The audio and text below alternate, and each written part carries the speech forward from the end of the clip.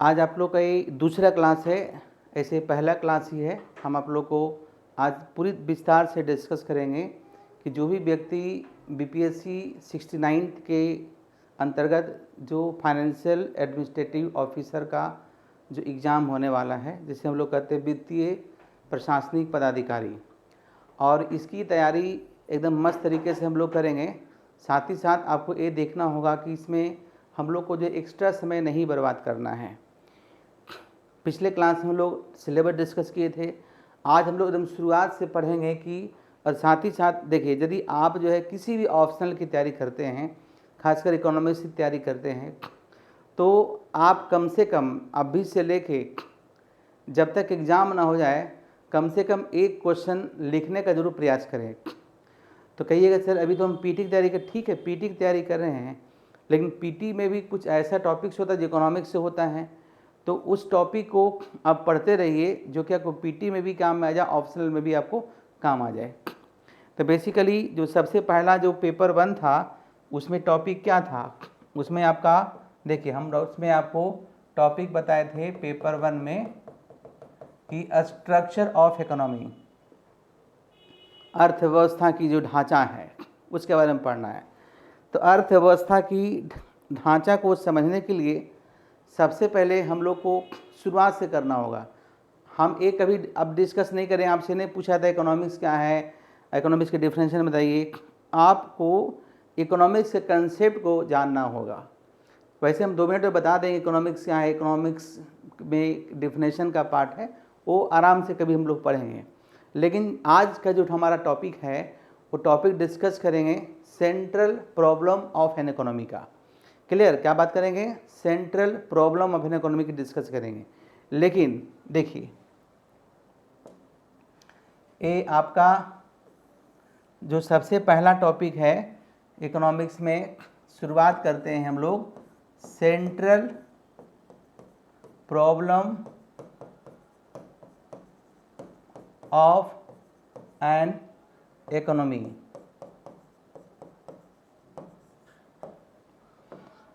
इसको हिंदी में कहते हैं अर्थव्यवस्था की केंद्रीय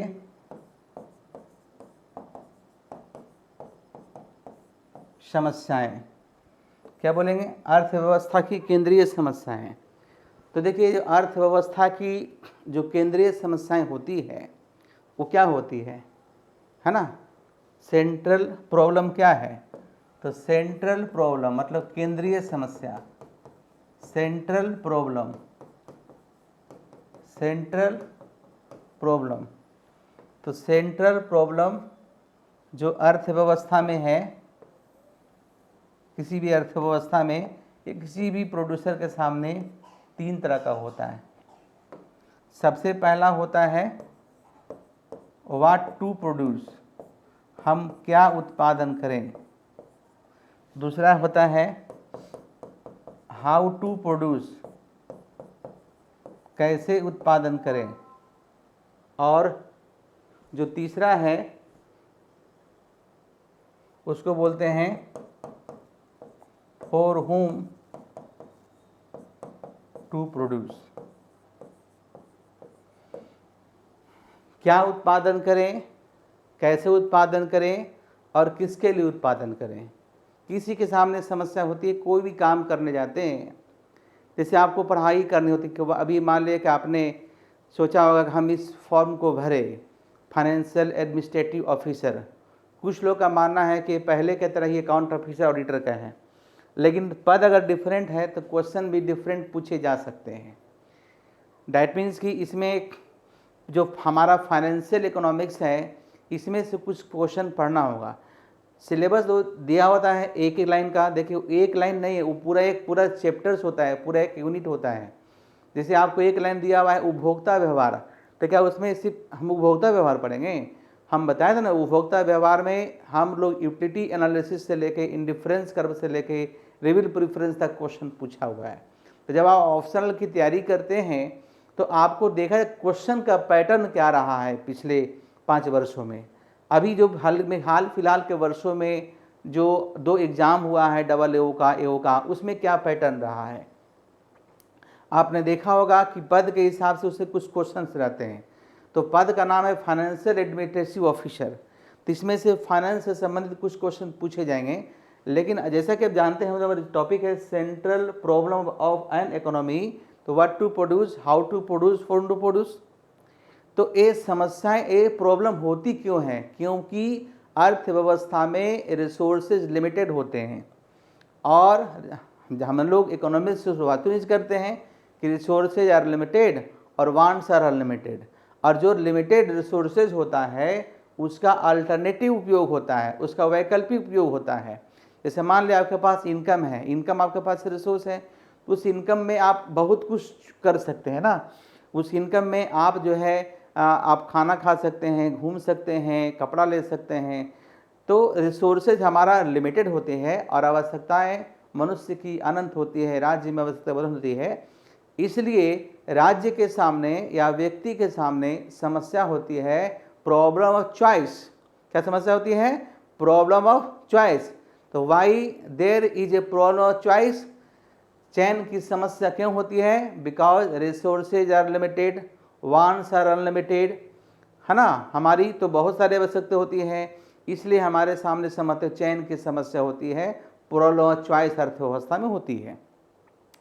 तो एक मार्केट में यदि एक प्रोड्यूसर प्रोडक्शन करने निकला है तो सबसे पहले उसके सामने समस्या होती है कि व्हाट टू प्रोड्यूस, क्या उत्पादन करें, कैसा उत्पादन करें, किस तरह की वस्तुओं के मार्केट में डिमांड है, कंज्यूमर गुड्स की डिमांड करे है कि कैपिटल गुड्स की डिमांड है। दूसरा होता है कि हाउ टू प्रोड्यूस। अब हाउ टू प्रोड्यूस में 2 तरह की चीज होती है कि कैसे उत्पादन करें। हाउ टू प्रोड्यूस में कैसे उत्पादन करें, कैसे उत्पादन करें मतलब उत्पादन करने का 2 तरीका। चलिए इस पर हम लोग प्रैक्टिस करते हैं। हाउ टू प्रोड्यूस, यहाँ पे क्या बात कर रहे हैं? हाउ टू प्रोड्यूस, कैसे उत्पादन करें। एक होता है जिसको बोलते हैं लेबर इंटेंसिव टेक्निक, इसको हिंदी में कहते हैं श्रम प्रधान तकनीक। और दूसरा होता है, उसको बोलते हैं कैपिटल इंटेंसिव टेक्निक। क्या होता है? कैपिटल इंटेंसिव टेक्निक, इसको हिंदी में कहते हैं पूंजी प्रधान तकनीक। क्या बोलेंगे? पूंजी प्रधान तकनीक। तो देखिए इन दोनों का मतलब हम लोग समझते हैं। क्या समझते हैं कि देखिए ये ऐसा क्वेश्चन है कि जो इंटरव्यू में पूछा सकता है। वही आइए बताओ कि लेबर इंटेंसिव टेक्निक होता है, क्या होता है, और कैपिटल इंटेंसिव टेक्निक क्या होता है। देखिए जब हम प्रोडक्शन की बात करते हैं तो प्रोडक्शन में लेबर और कैपिटल दोनों का होना जरूरी है। तो यदि लेबर की अगर प्रोडक्शन करते हैं और लेबर की मात्रा अधिक है, मतलब जो इकाई है लेबर का मात्रा अधिक है, और पूंजी यहाँ पर कैपिटल मतलब मशीन का उपयोग कम कर रहे हैं, तो उसे हम लोग कहते हैं श्रम प्रधान टेक्निक या लेबर इंटेंसिव टेक्निक। और दूसरा होता है कैपिटल इंटेंसिव टेक्निक। जैसे अगर रोड बनाना है और बड़े बड़े मशीन लाके हम उसी से डायरेक्ट रोड बनाना शुरू कर दें तो उसमें आपका लेबर का उपयोग कम होता है। या आजकल देख रहे हैं बैंकों में कि आपका जो है CDA में मतलब कैश डिपॉजिट मशीन आ गया है। पहले कैश डिपॉजिट के लिए एक व्यक्ति होता था, तो जो व्यक्ति करता था, रजिस्टर मेंटेन करता था, तो उसको हम लोग श्रम प्रधान तकनीक कहते थे। लेकिन आजकल हर सेक्टर्स में मशीनीकरण हो रहा है, मैकेनाइजेशन हो रहा है। तो ऐसा तकनीक जिसमें टेक्नोलॉजी का उपयोग अधिक हो, पूंजी का उपयोग अधिक हो, श्रम का उपयोग कम हो, उसे हम लोग कहते हैं कैपिटल इंटेंसिव टेक्निक। तो जब हम प्रोडक्शन के लिए निकलते हैं तो हमें देखना होता है अपने रिसोर्सेज के हिसाब से कि हमें किस तरह की तकनीक को अपनाना है, बाज़ार में किस तरह की मांग है, उसके हिसाब से हमें देखना होता है। तो भी समस्या होता है हमें प्रॉब्लम चॉइस करने का, हम इस टेक्निक को अपनाएं कि हम इस टेक्निक को अपनाएं। जैसे कि भारत सरकार कोई काम करवाती है, जैसे मनरेगा के तहत, तो देखते होंगे मनरेगा का ऑब्जेक्टिव क्या है, रोजगार देना। तो मनरेगा के तहत जो काम किया जाता है उसे में लेबर इंटेंसिव टेक्निक को अपनाया जाता है। अगर इस टेक्निक के तहत काम करेंगे तो लेबर को काम ही नहीं मिलेगा, श्रम को काम ही नहीं मिलेगा। इसलिए अगर रोजगार बढ़ाना हो तो हम इस भी तकनीक की बात करते हैं। इसलिए देखते हैं जो अंडर डेवलप कंट्री है, डेवलपिंग कंट्री है, उस टेक्निक को प्रधानता देती है, क्योंकि जैसे जैसे मशीन आ रहा है, हाल के वर्षों में भारत में जो अनएम्प्लॉयमेंट बढ़ा है, किस तरह का अनएम्प्लॉयमेंट है, वो स्ट्रक्चरल अनएम्प्लॉयमेंट है। Unemployment emerge because of change in method of production. हम लोग ने इस मेथड को अपनाया है, इसलिए आज के डेट में अर्थव्यवस्था में समस्या क्या है, समस्या है स्ट्रक्चरल अनएम्प्लॉयमेंट का, संरचनात्मक बेरोजगारी का। तो समझ गए, लेबर इंटेंसिव टेक्निक वैसे टेक्निक को कहा जाता है जिसमें श्रम का उपयोग अधिक हो और पूंजी का उपयोग कम हो। कैपिटल इंटेंसिव टेक्निक वैसे टेक्निक कहा जाता है जिसमें आपका जो है पूंजी का उपयोग अधिक होगा, यानी टेक्नोलॉजी का उपयोग अधिक होगा, श्रम का उपयोग कम होगा। क्लियर। तीसरा है उसको हम लोग कहते हैं what to produce, how to produce, और तीसरा है फॉर हुम टू प्रोड्यूस। मतलब बाजार में देखते हैं किस तरह के लोग हैं, किस तरह की इनकम, पुअर है, रिच है, उसके हिसाब से डिसाइड करते हैं। अब देखिए, a central problem of an economy को प्रोफेसर सैमुअल्सन साहब ने प्रोडक्शन पॉजिटिव कर्व के द्वारा रिप्रेजेंट किया है। तो आज का जो क्वेश्चन होगा कि what do you mean by PPC, explain its feature. PPC से आप क्या समझते हैं और इसकी विशेषताओं का वर्णन करें। अगर रहेगा तो कि आज हम पढ़ाएंगे तो आज आपको लिख के भेजना है। जो लोग लाइव क्लास कर रहे हैं, जो क्वेश्चंस लिखिएगा उस क्वेश्चन को लिख के आप जो है पीडीएफ के रूप में हमें भेज दीजिएगा। ये बोर्ड पर आपका पीडीएफ खुल जाएगा, जहां गलती होगा मैं वहां पर चेक करके आपको बता दूंगा। क्लियर। या फिर जो स्टूडेंट अगर आ सकते हैं, जो पटना में रहते हैं, तो आके भी कॉपी आप चेक करा सकते हैं। चलिए हम लोग शुरू करते हैं, लिखते हैं आगे। लिखिए, आगे लिखिए। Central problem of an economy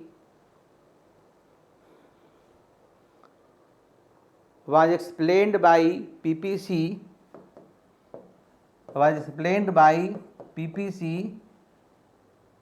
by professor Samuelson. PPC का मतलब होता है प्रोडक्शन पॉसिबिलिटी कर्व, हिंदी में कहते हैं इसे उत्पादन संभावना वक्र, है ना। लिखिए, अर्थव्यवस्था की केंद्रीय समस्याओं को प्रोफेसर सैमुअल्सन के द्वारा उत्पादन संभावना वक्र के द्वारा व्यक्त किया गया है। अब ये सब तो अब एग्जाम में लिखना है डायरेक्ट हम लोग पीपीसी, लेकिन इसका बैकग्राउंड था इसलिए मैंने आपको बता दिया। अब लिखिए सबसे पहले कि पीपीसी होता क्या है। तो पहले समझिए, देखिए पीपीसी एक मॉडल है, एक व्यक्ति का दिया हुआ मॉडल है। तो जब भी कोई इकोनॉमिक्स में कोई टॉपिक पढ़ते हैं, जैसे पीपीसी पढ़ेंगे, इंडिफरेंस कर्व पढ़ेंगे, आइसोक्वांट पढ़ेंगे, लॉ ऑफ रियल प्रोपोर्शन पढ़ेंगे, तो हर थ्योरी का कुछ एजम्पशंस होता है। अगर हमारा ये एजम्पशन मानते हैं तभी ये मेरा थ्योरी सही होगा, वैलिड होगा, अदरवाइज नहीं होगा। तो जब भी कोई टॉपिक को लिखेंगे माइक्रो इकोनॉमिक्स में या मैक्रो इकोनॉमिक्स में, जो किसी के द्वारा दिया गया है, तो उसके एजम्पशन को जरूर लिखेंगे। तो सबसे पहले क्या लिखना होता है, सबसे पहले मीनिंग लिखेंगे, डिफिनेशंस लिखेंगे, उसके बाद एजम्पशंस लिखेंगे, उसके बाद उसको एक्सप्लेन करेंगे। क्या, तो चलिए लिखते हैं। लिखिए, आप लोग कॉपी निकालिए, लिखना शुरू कीजिए। Meaning of PPC, production possibility curve का अर्थ। Meaning of PPC,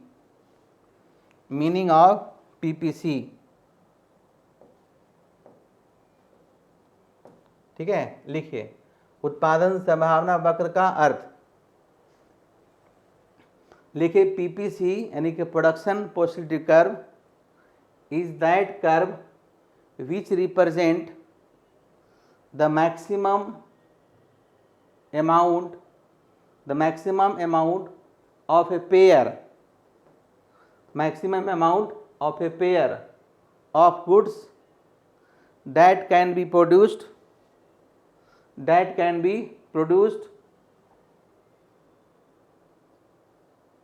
with an economies होगा with an economies given resources and technique, assuming that all resources are fully employed, assuming that all resources are fully employed, assuming that all resources are fully employed।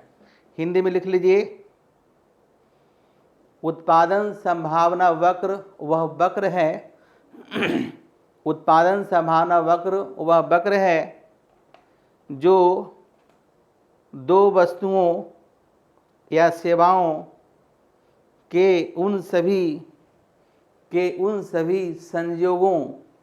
संयोगों को प्रकट करती है जिनका अधिकतम उत्पादन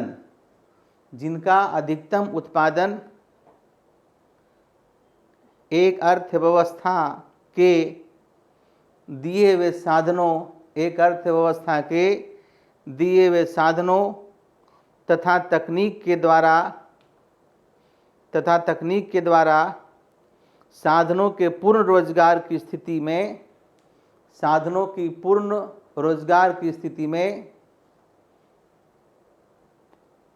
संभव होता है। तो बेसिकली ए डिफिनेशन सैमुअल्सन के द्वारा दिया गया है ना, तो ऊपर में लिख सकते हैं और लिखना है तो अकॉर्डिंग टू प्रोफेसर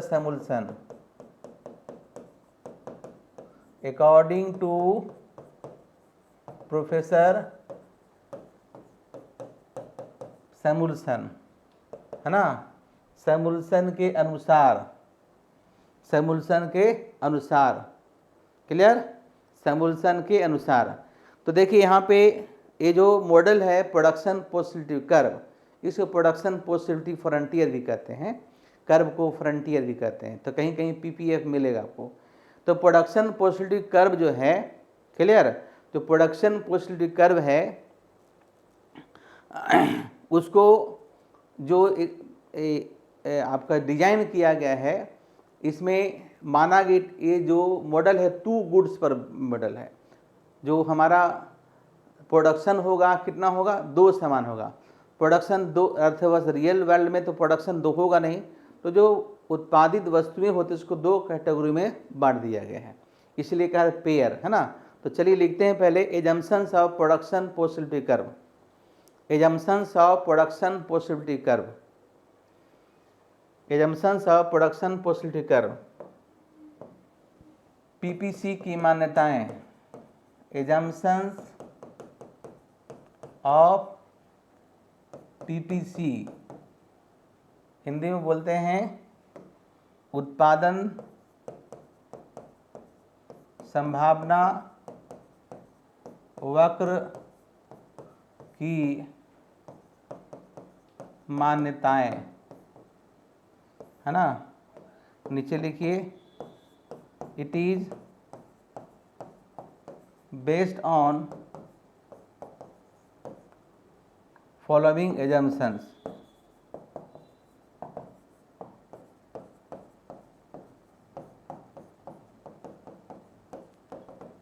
यह निम्नलिखित मान्यताओं पर आधारित है। यह निम्नलिखित मान्यताओं पर आधारित है ना। लिखिए, पहले लिखिए, it is based on 2 goods, it is based on 2 goods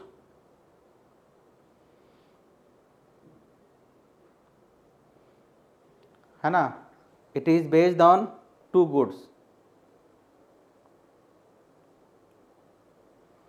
दूसरा लिखिए, रिसोर्सेज आर गिवन, या 2 वस्तुओं की मान्यता पर आधारित है। रिसोर्सेज आर गिवेन, संसाधन दिया हुआ है और स्थिर है। रिसोर्सेज आर गिवेन, संसाधन दिया हुआ है और स्थिर है। और तीसरा लिखिए technology is constant. Technology is constant, तकनीक जो है स्थिर है, प्रोडक्शन के दरमियान टेक्नोलॉजी में कोई चेंज नहीं होगा। Technology is constant. और चौथा लिखिए given resources in the economy has to be fully utilised. Given resources in the economy has to be fully utilised. अर्थव्यवस्था में दिए हुए साधनों का पूर्ण उपयोग करना है, या कहीं कहीं पर आता है full employment of the given resources. अर्थव्यवस्था में दिए हुए साधनों का पूर्ण उपयोग करना है। क्लियर? तो बहुत ही सिंपल। सबसे पहले हम लोग डेफिनेशन देखें, फिर इसका जंक्शन देखें। जो नोट्स हम प्रोवाइड करेंगे उसमें इसका 2-2, 3-3 लाइन में एक्सप्लेन किया हुआ, तब कर दीजिएगा। क्वेश्चन बहुत सिंपल आज का है, आपको बताना है कि उत्पादन संभावना वक्र के क्या समझते हैं, इसकी विशेषताओं का वर्णन करें। अब लिखिए explanation of PPC and derivation of PPC. Explanation of PPC लिखिए, एक्सप्लेनेशन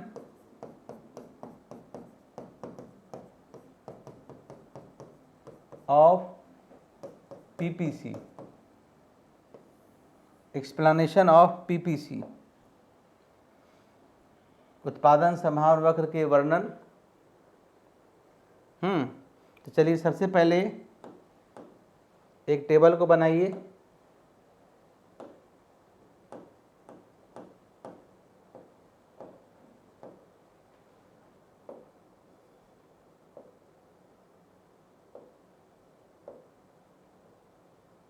लिखिए, इसको बोलते हैं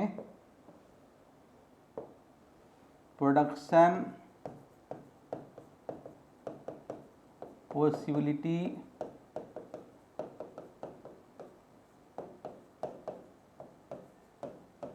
शेड्यूल, है ना। ये आपका प्रोडक्शन पॉसिबिलिटी है, यहाँ गुड्स एक्स है, गुड्स वाई है। यहाँ पे क्या देख रहे हैं कि ये इमेजिनरी नंबर है कि यदि अर्थव्यवस्था में पूरा का 2 मान लेते हैं, जैसे देखिए अगर ये मान लेते हैं वीट है, वीट मतलब गेहूँ, ये मान ले पैडी है, पैडी मतलब धान।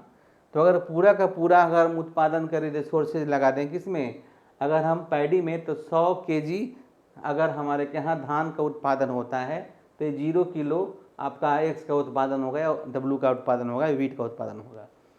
तो यदि हम चाहते हैं कि हम थोड़ा सा गेहूं का भी उत्पादन करें, तो अगर गेहूं को उत्पादन करेंगे तो चूँकि रिसोर्सेज गिवन है और टेक्नोलॉजी भी कांस्टेंट है, तो हम जैसे हमारे ज़मीन है, इस ज़मीन में पहले पूरे ज़मीन में अगर गेहूं को उत्पादन करते थे यानी धान को उत्पादन करते थे तो 100 किलो होता था।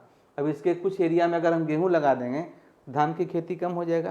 तो देखिए अगर यहाँ 1 है तो यहाँ हमको 10 कमाना पड़ेगा, और अगर इसको हम बढ़ाएंगे तो इसको कमाना पड़ेगा, और इसको बढ़ाएंगे उसको। जैसे जैसे अगर हम गेहूं की अगर हम उत्पादन बढ़ाएंगे तो धान की उत्पादन क्या करना पड़ेगा, कम करना पड़ेगा।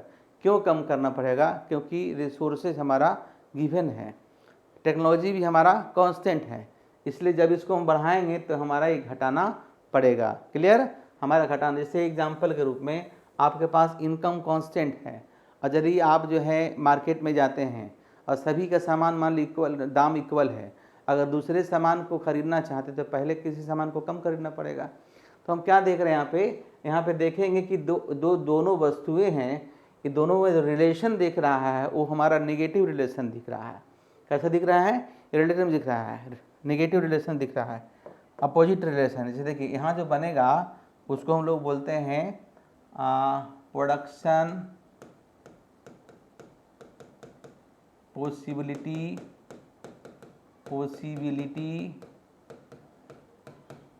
सेट्स कहेंगे। क्या बोलेंगे?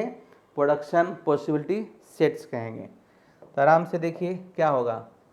पहला सेट 0x का 100y का, दूसरा सेट क्या होगा, दूसरा सेट हमारा 1x का और 90y का, तीसरा सेट 2x और 70y, तीसरा 3x और 40y, फोर एक्स और 0y। क्लियर। अब इसी को जो डायग्राम बनाएंगे तो वही कहलाएगा प्रोडक्शन पॉजिटिविटी कर्व। चलिए इसको बना के देखते हैं।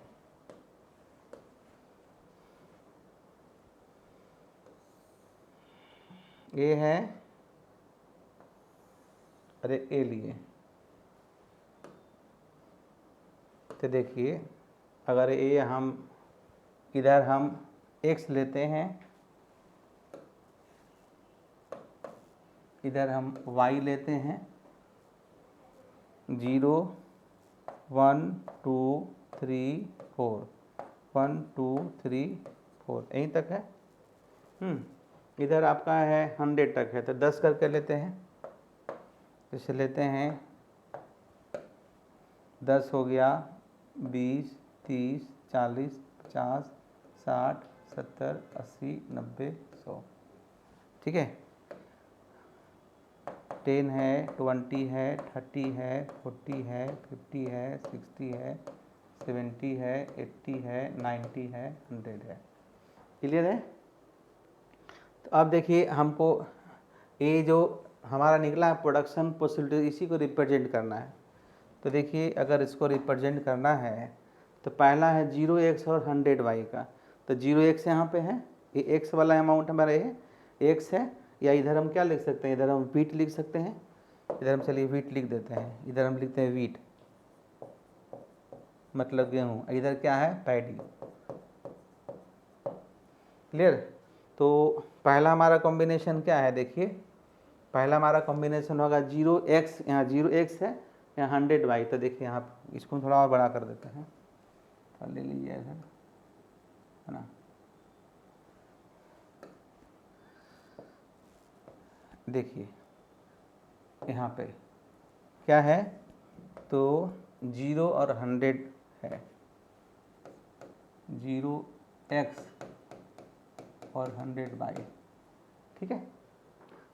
और पहला है, अब दूसरा में क्या है 1x और 90y। तो 1x यहाँ पे है, देखिए 1 यहाँ है, 90 कहाँ पे है, तो 90 यहाँ पे है। अब इसको मिला दीजिए, क्या बनेगा, जो बने, है ना।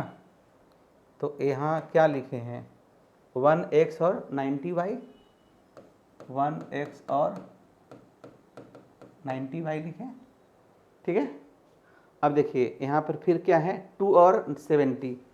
फिर चलते हैं 2 लिए, 70 यहाँ है। ग्राफ पे बनेगा और सुंदर ग्राफ बनेगा यहाँ पे। क्लियर है। यहाँ पे आ गया दूसरा, यहाँ पे क्या है, तो 2 और 70 यहाँ लिख देंगे, 2x और 70y। फिर कितना है 3 और 40, तो 3 और 40 है, तो फिर चलेंगे 3 40 कहाँ होगा, हाँ होगा।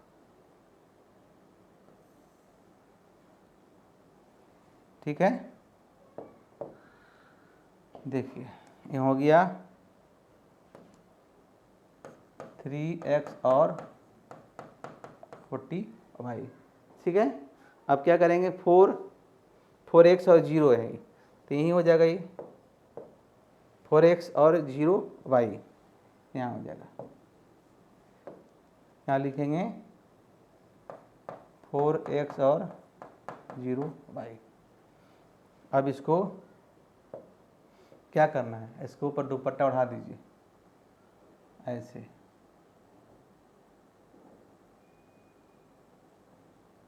ठीक है। तो ये जो बना इसको बोलते हैं प्रोडक्शन पॉजिटिविटी कर्व।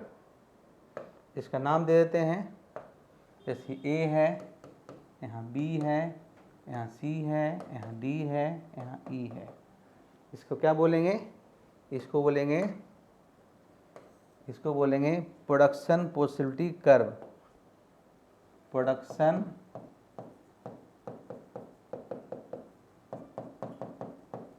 पॉसिबिलिटी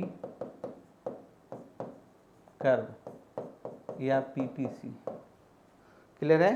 समझ में?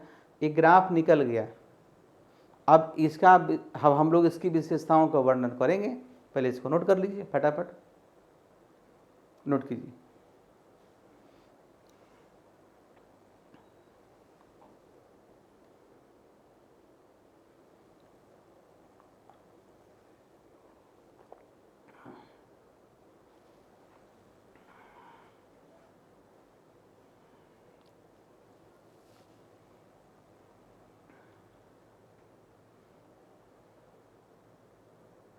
चलिए, हो गया।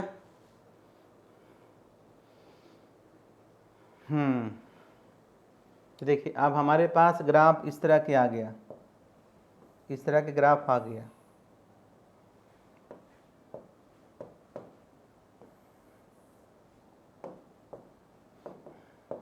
ये ग्राफ इस तरह से आ गया, तो इसके अंदर वाले भाग को हम लोग कहते हैं फिजिबल रीजन। फिजिबल मतलब पॉसिबल, और जब बाहर वाला एरिया होगा क्या उसको बोलेंगे? Non feasible region. A B, ठीक है। अब इसकी पूरे विस्तार से हम डिस्कशन करते हैं। लिखिए, यहाँ हो गया मीनिंग, दूसरा एजम्पशन, तीसरा डेरिवेशन ऑफ कर्व। अब नेक्स्ट लिखिए characteristics of PPC. Next heading दे दीजिए characteristics of PPC. Characteristics of PPC. PPC की विशेषताएं, पीपीसी की विशेषताएं। पहला लिखिए, देखिए पहला हम क्या देख रहे हैं, ग्राफ है, तो पीपीसी क्या है? पीपीसी डाउनवर्ड स्लोप है। लिखिए, पहला लिखिए PPC is downward slope. PPC is downward slope. PPC is downward slope which is left to right. देखिए, राइट है और लेफ्ट है, लेफ्ट है राइट है, तो ऐसे डायग्राम खींचे। लिखिए PPC is downward slope which is left to right. उत्पादन संभावना वक्र का ढालान नीचे की ओर होता है, जो बाएं से दाईं ओर झुकी होती है, जो बाएं से दाईं ओर झुकी होती है। दूसरा लिखिए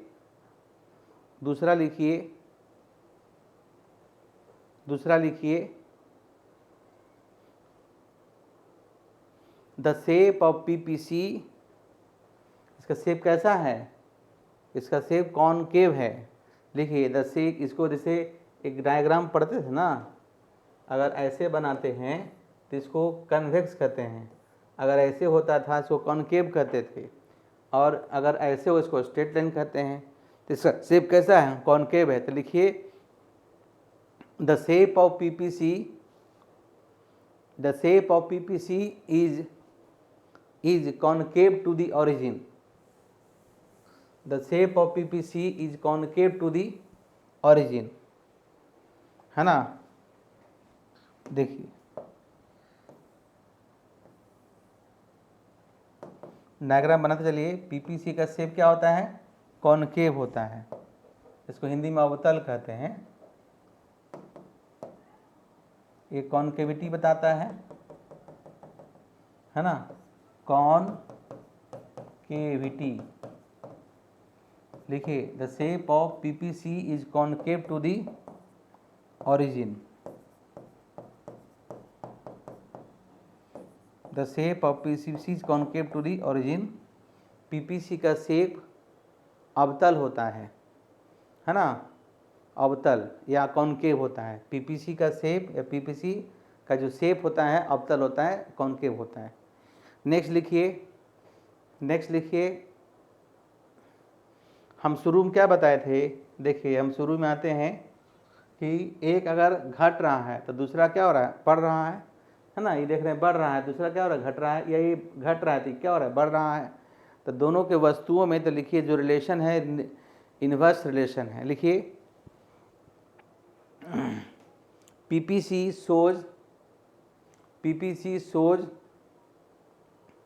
inverse relationship, PPC shows inverse relationship or negative relationship between goods X and goods Y, between goods X and goods Y, between goods X and goods Y, between goods X and goods Y।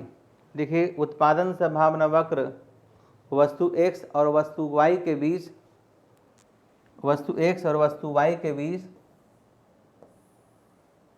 ऋणात्मक संबंध को दर्शाता है, ऋणात्मक संबंध को दर्शाता है।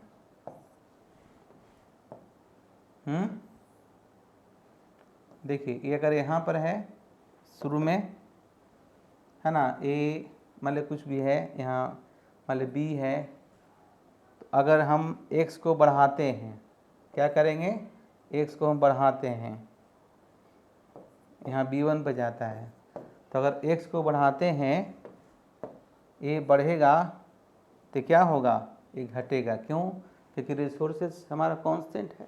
तो जाहिर सी बात है अगर हमारा x बढ़ेगा, इधर हम क्या लेते हैं, लिख लीजिए डायग्राम को, इधर हम गुड्स y है, इधर हमारा गुड्स x है।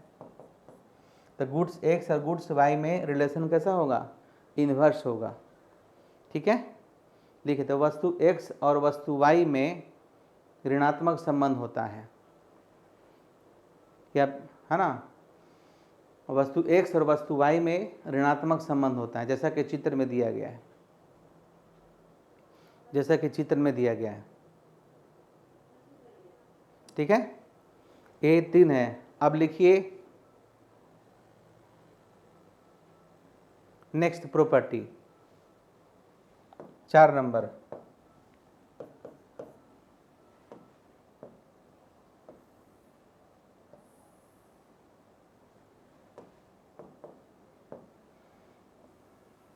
लिखिए the area inside PPC, the area inside PPC is called feasible region,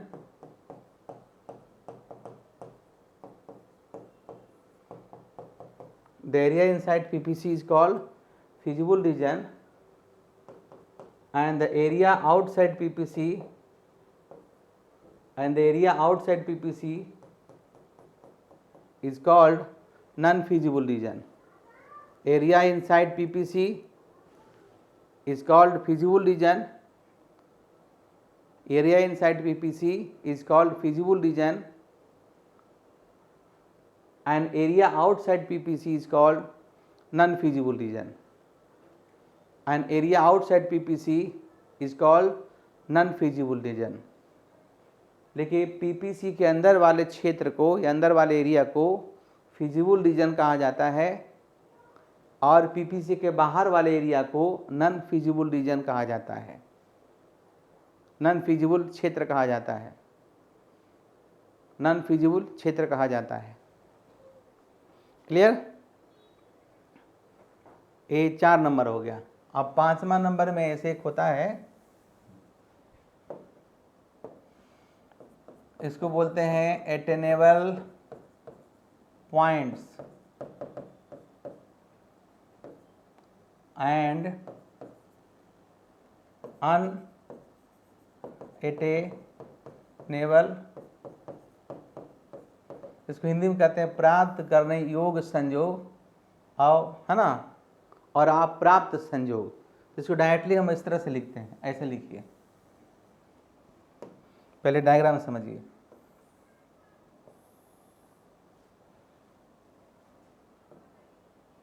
जैसे ए है ना, ए है, जिससे मान लें हम पॉइंट है, देखिए इस तरह से पॉइंट है, इस तरह से पॉइंट दिया हुआ है। तो मान लिया यहाँ दिया हुआ है ए, यहाँ दिया हुआ है बी, यहाँ दिया हुआ है सी, यहाँ डी, यहाँ ई, मान लिया यहाँ दिया हुआ है एफ, मान लिया यहाँ दिया हुआ है जी। तो हम पीपीसी के अंदर या पीपीसी लाइन पर रख सकते हैं, पीपीसी के बाहर नहीं। जैसे यही हमारा संसाधन है, यही हमारा रिसोर्सेज है। तो देखिए कोई भी बिंदु जो या तो पीपीसी लाइन पर है या पीपीसी के अंदर है, उसे हम लोग अटेनेबल कॉम्बिनेशन कहते हैं, प्राप्त करने योग्य संयोग कहते हैं। और जो पीपीसी के बाहर है उसे हम लोग कहते हैं अनअटेनेबल कॉम्बिनेशन, अप्राप्त संयोग हिंदी में कहते हैं।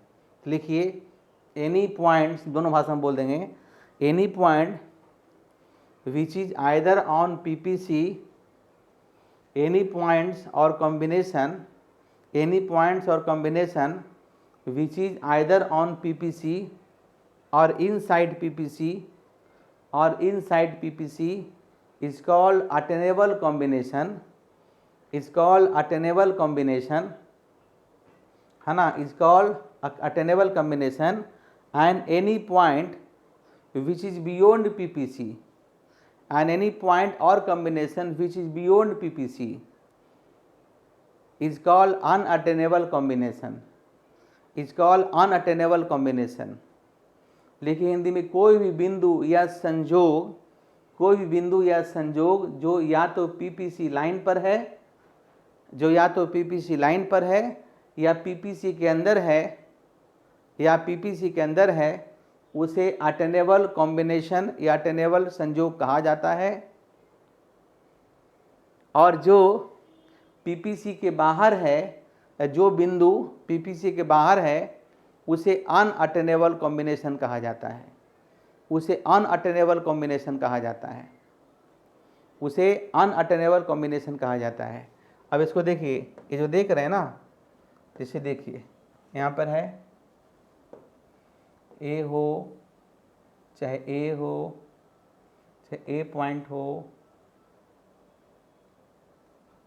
चाहे ए पॉइंट हो, चाहे ए पॉइंट हो, चाहे ए पॉइंट हो, इसे क्या बोलेंगे? इसे हम लोग कहते हैं अटेनेबल, क्या बोलेंगे? अटेनेबल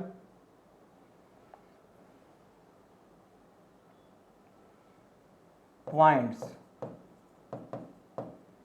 और कॉम्बिनेशन, या हिंदी में इसे कहते हैं प्राप्त योग संयोग।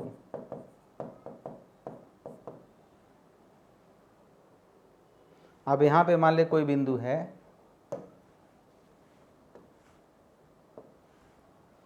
ना, इसे हम लोग क्या बोलेंगे? इसको कलर चेंज कर देते हैं।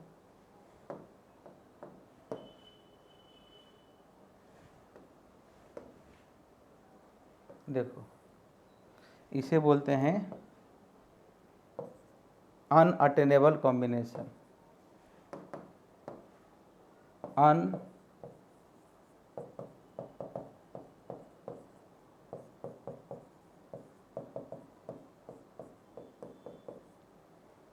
अनअटेनेबल कॉम्बिनेशन, अप्राप्त योग संयोग।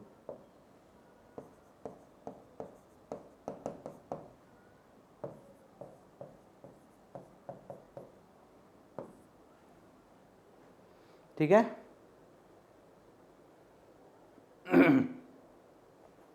समझ गए? चलिए अब कुछ और है, इसको हटाते हैं। शायद आपका कितना पॉइंट हुआ? 5 नंबर हुआ। जो भी पॉइंट देख लीजिए क्या है पॉइंट। Next point,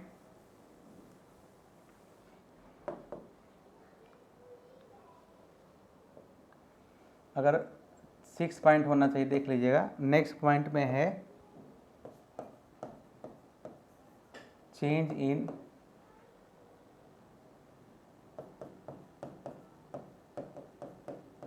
technology. तो इसमें 2 होता है, 3 होता है, 1 2 3, है ना। यानी ए बी सी कर लीजिए, ए बी और C. Improvement in technology of X and Y is as usual. वस्तु एक्स की तकनीक में सुधार लिखिए फटाफट। वस्तु एक्स की तकनीक में सुधार, वस्तु एक्स की तकनीक में सुधार। यहाँ लिखिए वस्तु वाई या वस्तु वाई की तकनीक में सुधार। यहाँ लिखिए दोनों तकनीक में सुधार, एक्स और वाई दोनों वस्तुओं की तकनीक में सुधार। 10 मिनट में पूरा हो जाएगा, ठीक है।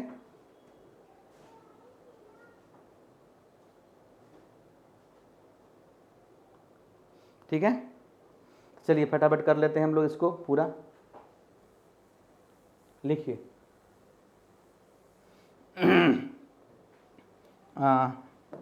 माइंड दे लीजिएगा, 6 नंबर होना चाहिए, 5 या 6 होना चाहिए। देखिए ये अगर आपका पीपीसी है, ठीक,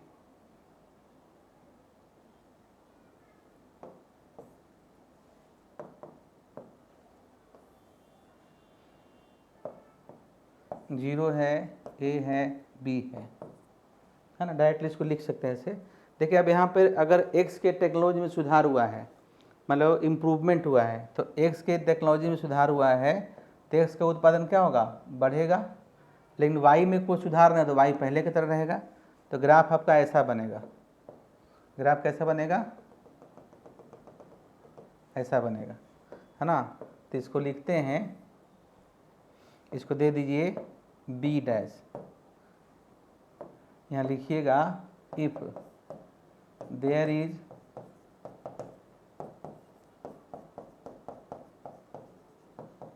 improvement in technique of X and Y is as usual, then PPC rotate rightward towards x-axis, then PPC rotate rightward towards x-axis। देखिए याद रखिए, ग्राफ है ना, ग्राफ बनाते हैं, अगर इसमें अगर एक पॉइंट चेंज करेगा उसको रोटेशन कहते हैं, अगर इसको दोनों तरफ चेंज होगा उसको हम लोग शिफ्टिंग कहते हैं, याद रखिएगा। तो रोटेट कर रहा है ना। हिंदी में लिखिए, यदि वस्तु x की तकनीक में सुधार हुआ हो और y के तकनीक या टेक्नोलॉजी पहले की तरह रहे, तब पीपीसी एक्स एक्सिस की ओर दाईं तरफ रोटेट कर जाएगी या घूम जाएगी। If there is improvement in technique of X, if there is improvement in technique of X and technique of Y is as usual, then PPC rotate rightward, then PPC rotate rightward towards x-axis, ठीक है। ये ए था। अब B में लिखिए, B में क्या लिखिएगा, डायग्राम बना लीजिए। बी में लिखिए इफ, और यहाँ देखो पहले समझिए, अगर वाई का टेक्नोलॉजी में सुधार हुआ है और एक्स पहले की तरह है, तो वाई का उत्पादन क्या होगा, बढ़ जाएगा। मान लो यहाँ तक बढ़ेगा, यही तो पहले की तरह यहीं पर रहेगा। तो इसका ग्राफ कैसे बन जाएगा, इसका ग्राफ ऐसे बनेगा, ठीक है, ग्राफ ऐसे बनेगा। तो इसको लिखिएगा, लिखिए, लिखाते हैं। If there is improvement in technique of Y, if there is improvement in technique of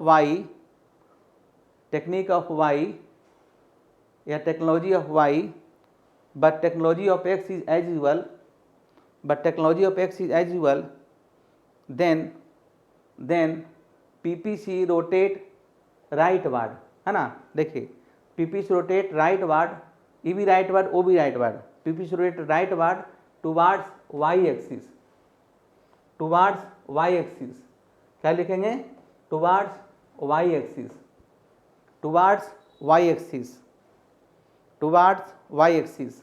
Hindi में लिख लो, यदि वस्तु वाई के तकनीक में सुधार हो और एक्स की तकनीक पहले की तरह बना रहे, तब पीपीसी यानी उत्पादन संभावना वक्र वाई एक्सिस की तरफ दाईं ओर रोटेट कर जाएगी, दाईं ओर रोटेट कर जाएगी, दाईं ओर रोटेट कर जाएगी, दाईं ओर रोटेट कर जाएगी। डायग्राम बना लीजिए, बना लिए, गुड। चलिए अब नेक्स्ट पॉइंट है, अगर 8वां पॉइंट होगा देखिएगा, क्या कहता है कि अब जो ये डायग्राम है, ये आपका पीपीसी है, ए है और बी है। अब कह रहा है यदि दोनों का टेक्नोलॉजी सुधार हो, यानी इसका भी उत्पादन बढ़ेगा, इसका भी उत्पादन बढ़ेगा। लिखिए, पहले डायग्राम बना लीजिए, है ना, क्या लिखिएगा कि if there is improvement in, ऐसे करके लिखिए, if there is improvement in technology of X and Y simultaneously, then PPC rotate नहीं करेगा, then PPC rotate rightwards, then PPC rotate rightwards, then PPC rotate rightwards और upward। Hindi में लिखिए, यदि वस्तु X और वस्तु Y दोनों के तकनीक में सुधार होगा, दोनों के तकनीक में सुधार होगा, तब पीपीसी दाईं ओर शिफ्ट कर जाएगी, तब पीपीसी दाईं ओर शिफ्ट कर जाएगी, तब पीपीसी दाईं ओर शिफ्ट कर जाएगी। ठीक है, अब 9 नंबर लिखिए। 9 नंबर में increase in resources, increase in resources. देखिए, यदि ए आपका है ना पीपीसी है ओरिजिनल, तो अब रिसोर्सेज बढ़ेगा तो उत्पादन क्षमता बढ़ेगा, तो यदि रिसोर्सेज बढ़ेगा तो पीपीसी इधर शिफ्ट कर जाएगा, यहाँ मतलब बढ़ेगा ना उत्पादन। यदि रिसोर्सेज बढ़ेगा अर्थव्यवस्था में तो पीपीसी इधर शिफ्ट करेगा, राइटवर्ड शिफ्ट करेगा। तो लिखिए, इफ देयर इज, ऐसे लिखो ना, if resources in the economy increases, if resources in the economy increases, if resources in the economy increases, if resources in the economy increases, then PPC shift rightward, then PPC shift rightward और upward और forward. यदि अर्थव्यवस्था में resources में सुधार हुआ है, resources वृद्धि होगी, तब पीपीसी दाईं ओर दाईं ओर दाईं ओर दाईं ओर शिफ्ट कर जाएगी, खिसक जाएगी। उसी प्रकार यदि अर्थव्यवस्था में रिसोर्सेज की कमी होगी, रिसोर्सेज की कमी होगी, रिसोर्सेज की कमी होगी, तो पीपीसी लेफ्टवर्ड या बाईं तरफ शिफ्ट कर जाएगी, बाईं तरफ शिफ्ट कर जाएगी, बाईं तरफ शिफ्ट कर जाएगी, है ना। इंग्लिश में लिख लीजिए, if the resources in the similarly if the resources in the economy decreases then PPC shift किधर, लेफ्टवर्ड। तो इस तरीके से पूरे के पूरे पीपीसी को और पीपीसी की विशेषताओं को मैंने बताया। मैं जो सपोर्टिंग मटेरियल दे रहा हूँ और मेरे लेक्चर्स के बाद दोनों मिलाकर आपको क्या क्वेश्चन करना है, आपको क्वेश्चन करना है कि पीपीसी से आप क्या समझते हैं और इसकी विशेषताओं का वर्णन करें। क्वेश्चन लिखिए, क्वेश्चन व्हाट इज पीपीसी या what do you mean by PPC. PPC से अब क्या समझते हैं?